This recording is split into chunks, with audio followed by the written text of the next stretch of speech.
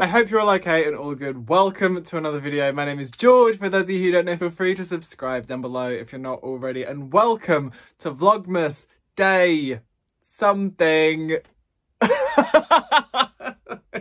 12 probably. I don't even know what day it is anymore. Another thing that you asked for when I asked what kind of videos you wanted during Vlogmas, some people said reading reviews or like reviews of books. And as I've said many times before already during this Vlogmas adventure that we've been going on together, I recently got back into reading thanks to the absolute wonder that is Alice Oseman. And because of that, I now have 5 books that I have read very recently that I can talk to you about and tell you what I thought of them. They are mostly queer. Oh my god, they're all queer. They all feature queer characters. You guys, this is not a drill. These are all queer books. Help. Okay, so this is 5 incredible queer books that I have read in the last couple of weeks. The obvious thing to do is to start with the books that got me back into reading. So, the first book I'm going to talk to you about is Nick and Charlie by Alice Oseman. For those of you who are unaware, Alice Oseman is the author of Solitaire, Radio Silence, I Was Born for This, Loveless, Heartstopper, Nick and Charlie, and also This Winter, which I'll be talking about in just a minute. Well, Heartstoppers volumes 1 through 3, volume 4 coming out next year.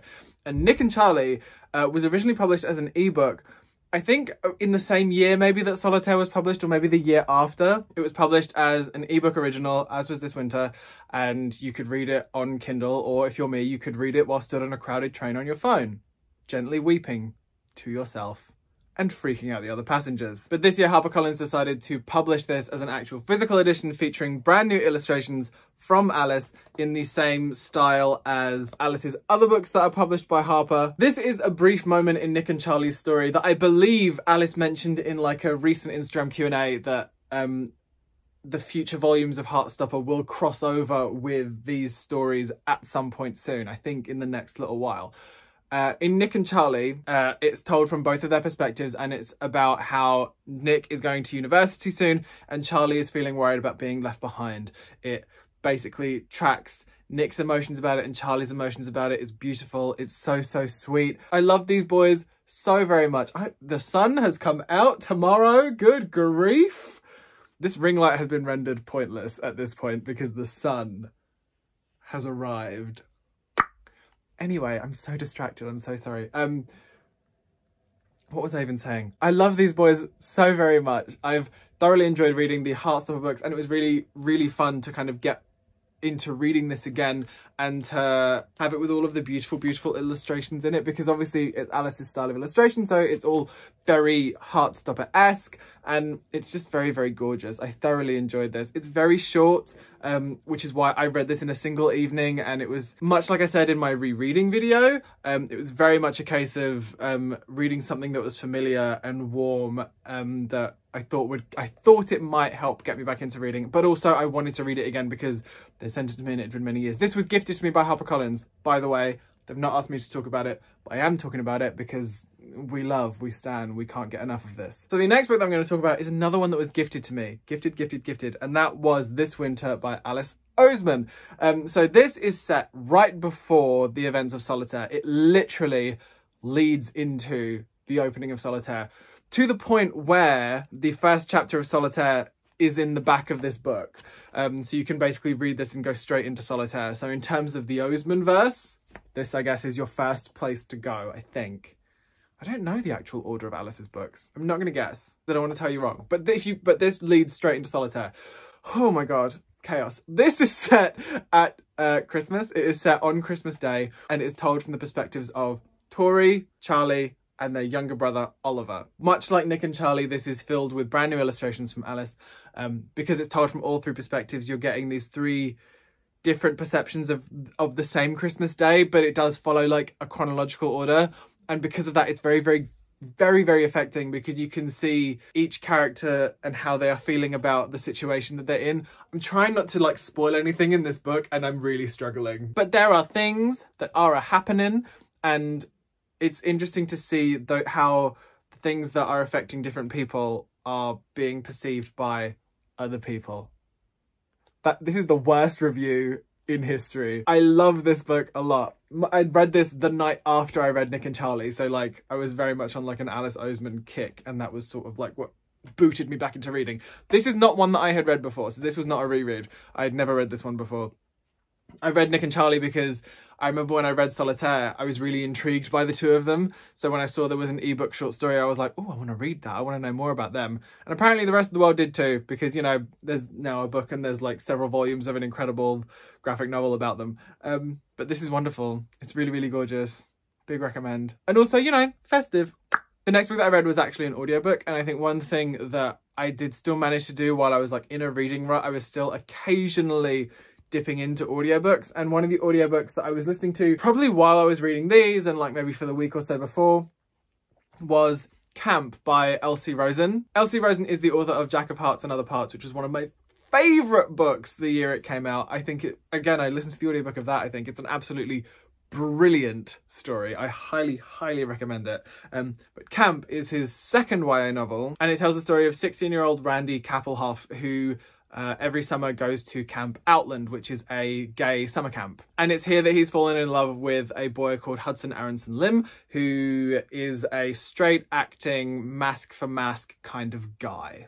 In this particular summer, in the summer that this story is being told, Randy has rebranded himself as Del. He's gotten himself sporty and muscular, and he is determined to be Hudson's type. And when Hudson meets him, he doesn't recognize Randy at all from previous years at the camp. What's incredible about this book is that it is an exploration of toxic masculinity within the gay community, this mask for mask culture, this need to be masculine and not femme, this poison that seems to be rife within the gay community. And what's really interesting about the reading experience or listening experience of this book is that you are watching Randy, Del, make all of these choices to change himself for this boy, and him sort of wrestling with that in his head and whether or not that's the right choice. This book is hysterically funny. It's absolute queer magic, and I adored it. I thought it was absolutely fantastic, not just because of Randy, but because of the cast of characters that he is with,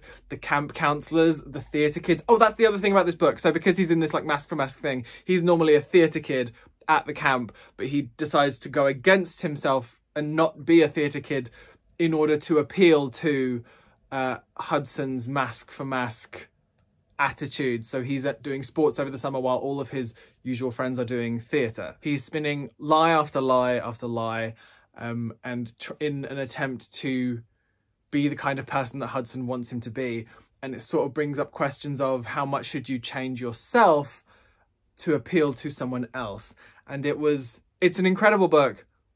I've already said this, it's hysterically funny.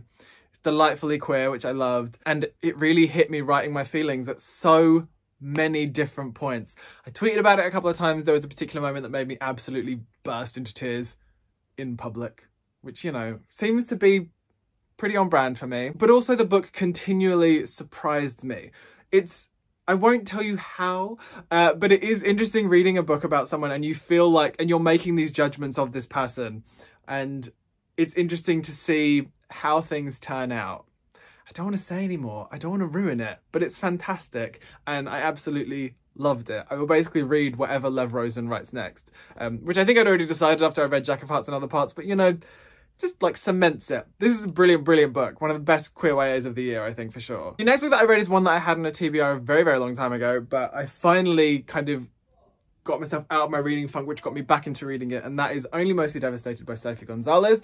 I mentioned this in my end of the year TBR video because this is one of the books that I wanted to read before the end of the year.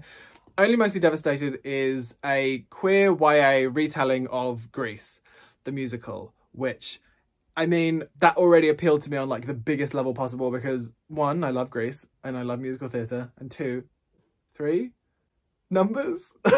I love queer books, so I was very, very excited for this. It's the story of a boy called Ollie who falls for Will over the school holidays, but due to some family circumstances ends up staying in that town and attending Will's school, where he finds that Will is not the person that he thought he was. And it's Ollie trying to navigate that as well as navigating his home life, and it's so, so good for multitudes of reasons. 1, it's so funny and so light, and I loved that for me. But also, there were moments in this book that really hit me hard. There were some really emotional parts of this book. There's a moment halfway through that had me sitting in bed while Jordan was playing his Jurassic Park game and I was crying and he didn't know what was wrong and I had to tell him that the book was making me sad. What I also loved about this book is the fact that, like, as you're reading it, you do forget that it's a Grease retelling, but then something happens and you kind of remember it's a Grease retelling and you're like, oh, so that's this person, and that's this situation, and that's this. So it's like a Grease retelling that you will notice if you look for it, but it's not like... I'm explaining that really badly. So for example, there's a moment where they're at the school dance and I was reading it and I was happy clapping and I was enjoying this book and then suddenly remembered it was a Grease retelling and I was like, oh, that's Chata di Gregorio right there. And it kind of, there's moments every now and again that make you, when you remember that it's a Grease retelling, that you're like, this is so clever. This is so smart. I love it. This is absolutely fantastic. Sophie has a new book out next year called Perfect on Paper, which is also being published by Hodder, which I think looks fantastic. So I'm really looking forward to that for next year. But I thoroughly enjoyed this. I think it's absolutely brilliant. So yeah. And last but by no means least, the most recent book that I finished reading, if you don't include I'll Be Home for Christmas, because I've done a whole video on that, so you don't need me to talk about it again. And that was Clap When You Land by Elizabeth Acevedo. I feel like I made some of my feelings abundantly clear about this book in my end of the year TBR video, because this is one of the books that I wanted to read before the end of the year. I've had it on my shelf for a while. I keep seeing it on people's like best of 2020 lists, and I really, really wanted to read it before the year was out. And I'm so glad that I did. It is a novel told in verse about two sisters who have the same dad, but neither of them know that the other one exists. One is in the Dominican Republic, one is in New York. And when their father dies in a plane crash, a series of events means that the two of them end up learning about each other, and it's so good. I'm listening to an audiobook at the moment of Elizabeth Acevedo's book With the Fire on High, because I finished my audiobook of Camp and I wanted something else, and I knew I wanted to read this, and I wanted to read, I think she had 2 books out this year, this and With the Fire on High. And oh, like there are moments in that where I'm like walking along and there'll just be a turn of phrase and it's just like the most beautiful like line of text that you've ever heard, and then you kind of get a little bit further in and there's another gorgeous, it's just so stunning. And the way that this is written, because it's in verse, With the Fire on High is in prose, every word is so carefully chosen and perfectly placed, and every line feels so important, and like it's just an absolute, it really like grips onto you, and I just loved it so much. And I mean, I really didn't know what to expect going into it. I knew what it was about, I just didn't know how it was going to be structured or anything like that, because it's told in dual perspective of Camino and Yahaira, Camino who is in the Dominican Republic and Yahaira who is in New York. And I didn't know how that was going to be done in a way, but you get, the voices are so distinct within the poems and their lives are so distinct within these poems that it just works. And oh, it's so gorgeous, it's so beautiful, it's so moving. I loved this so very much. So I don't know what else to say apart from tell you that it's absolutely brilliant. I've read some absolutely stunning books in the last like couple of weeks, and with the stuff that's on my like end of the year TBR and the stuff that's on my festive TBR, I think that's going to continue. And also surprised myself that like all of these books were queer. I didn't realise, but I mean, it is me. I do like a queer book as well, you know. So these, along with Camp by Lev Rosen, are my most recent reads. I would love to hear if you've read any of these. I'd love to hear what you think. And if you have any thoughts on them, I would love to hear them. Please leave them in the comments below. If you made it this far, feel free to leave me the yellow heart emoji, just because it makes me happy. But that is the end of this video. I hope you enjoyed that. If you did, don't forget to put a thumb on it and subscribe down below if you want to see more. I love each and every one of your faces, and I'll speak to you, hopefully, tomorrow. Bye!